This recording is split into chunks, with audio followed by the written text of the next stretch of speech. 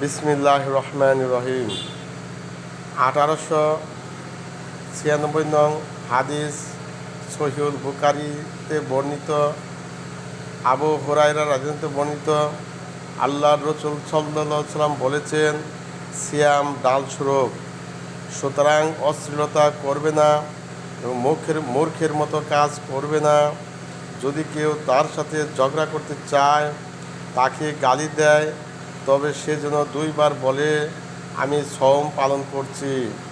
ওই সত্তার শপথ যার হাতে আমার প্রাণ, অবশ্যই সওম পালনকারীর মুখের গন্ধ আল্লাহর নিকট মিশকের সুগন্ধির চাইতে উৎকৃষ্ট। সে আমার জন্য আহার, পালন, পান ও কামাচার পরিত্যাগ করে।